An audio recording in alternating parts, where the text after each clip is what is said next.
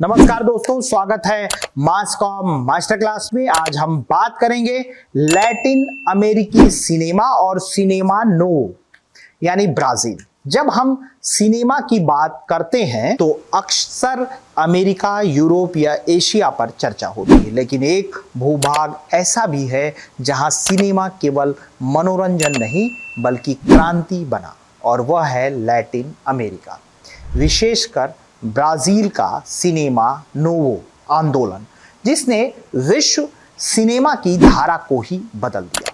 Latin अमेरिकी cinema सिर्फ कैमरे से नहीं, संघर्षों, विरोधों और क्रांतियों से बना है। गरीबी, असमानता, तानाशाही, उपनिवेशवाद, इन सभी मुद्दों को सिनेमा ने वहां की जनता की आवाज बना दिया।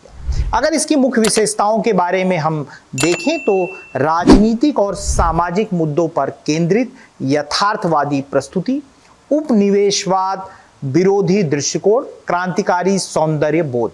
सन 1960 के दशक में ब्राजील में एक आंदोलन उभरा जिसे कहा गया सिनेमा नोवो यानी नया सिनेमा। यह केवल नई शैली नहीं बल्कि नई विचारधारा थी। इसका मूल नारा था a camera in the hand and an idea in the head, यानी हाथ में कैमरा और सिर में विचार। इसका उद्देश्य अगर हम देखें तो सिनेमा को अमीरों की चीज से निकालकर जनता की आवाज बनाना, पूंजीवादी और हॉलीवुड शैली का विरोध, समाज में बदलाव के लिए कला का प्रयोग। सिनेमा नोवो के 3 प्रमुख स्तंभ रहे: Glauber Rocha, Nelson Pereira dos Santos और रूई गुरीरा।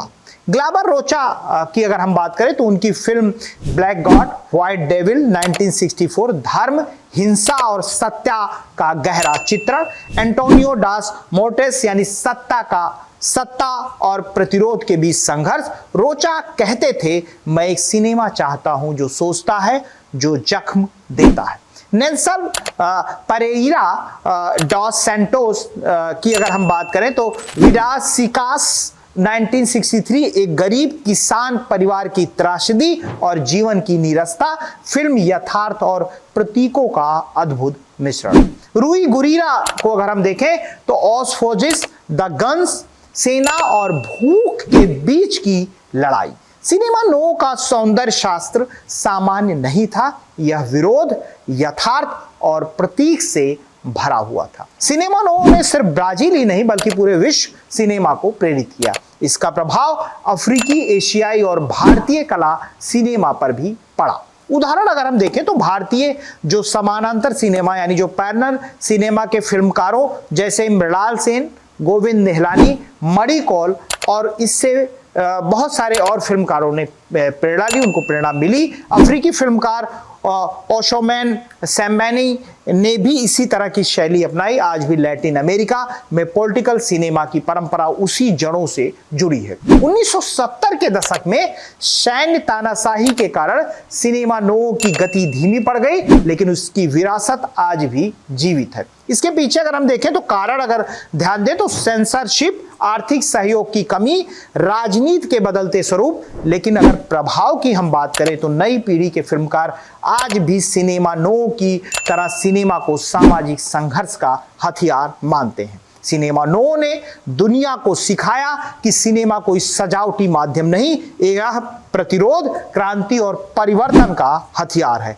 यह उस किसान का, उस मजदूर का, उस स्त्री का स्वर है जिसे कोई नहीं सुनता। मास कॉम मास्टर क्लास में आज हमने जाना कैसे लैटिन अमेरिका और खासकर ब्राजील ने सिनेमा को केवल देखने से हटाकर सोचने और बदलने का माध्यम बनाया। यही है सिनेमा नोवो की ताकत। अगर आपको यह वीडियो जानदार, शानदार और ज्ञानवर्धक लगा हो तो लाइक करें, शेयर करें और सब्सक्राइब करना ना भूलें। मिलते हैं अगले वीडियो में, तब तक के लिए धन्यवाद। ये सिर्फ एक YouTube चैनल नहीं है बल्कि एक ऐसा मंच है जो ना केवल ज्ञान बांटता है बल्कि हमारे समाज में बड़ा बदलाव लाने की कोशिश भी करता है।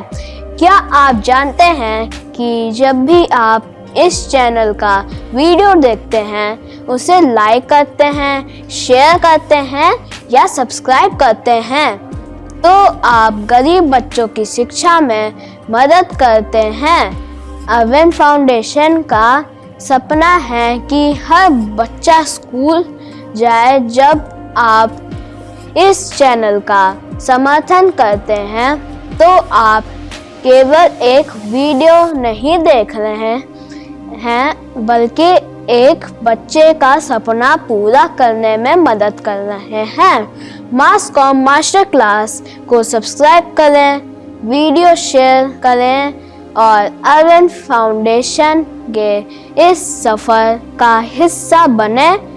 आपके छोटे छोटे कदम बच्चों को के भविष्य को उज्जवल बना सकते हैं। इसलिए आइए मिलकर बदलाव लाएं।